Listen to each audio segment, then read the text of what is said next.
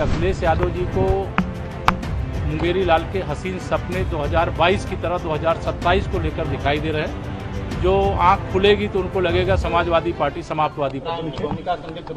मुझे लगता है कि श्री उदित राज जी के किसी सवाल का जवाब देना जवाब का भी अनादर है, इसलिए उनके सवाल पे आप लोग भी सवाल ना किया करें। ये सब कुछ लोग टीवी में दिखाई देने के लिए बयानबाजी करते हैं जो अनुचित है। इस समय देश की सेनाओं ने देश के 140 करोड़ लोगों का मस्तक गर्व से ऊंचा कर दिया है। भारत की जय जयकार हो रही दुनिया में।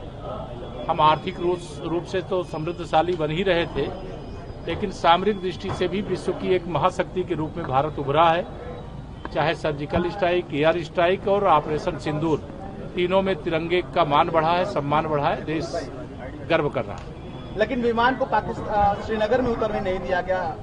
विदेश से जुड़े हुए सवाल मुझे लगता है मुझसे करने की जरूरत नहीं है, ये विदेश मंत्रालय के सवाल है। आप कोई सवाल। Akhilesh Yadav law and order पे लगातार प्रदेश सरकार को कटघरे में खड़ा कर रहे हैं। शीशे के घर में जो रहे हैं उनको सवाल उठाने का अधिकार नहीं है।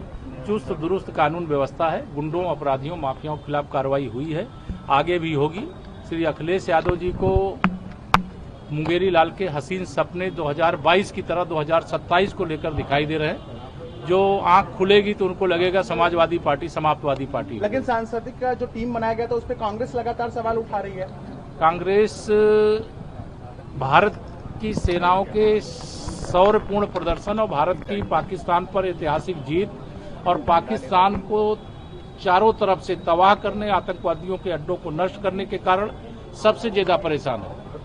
कांग्रेस चाहती है कि भारत की सेनाएं कमजोर पड़ जाती, भारत मात खा जाता और इस मुद्दे पर वो देश के सामने जाते।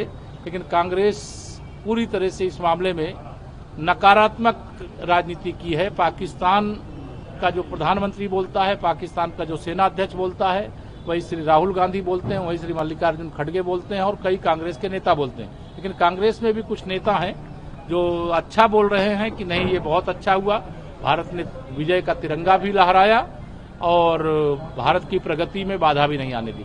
राहुल गांधी डोनाल्ड ट्रंप के ऊपर सब आप लोग अमेरिका के सवाल करो, कुछ भारत के सवाल भी है। राहुल गांधी सवाल कर रहे हैं। श्री राहुल गांधी, मैंने कहा कांग्रेस बहुत इस भारत की इस ऐतिहासिक जीत से पाकिस्तान के ऊपर जो ऐतिहासिक विजय मिली है, श्री राहुल गांधी, श्री मल्लिकार्जुन खड़गे और कांग्रेस पार्टी बड़ी बेचैन है।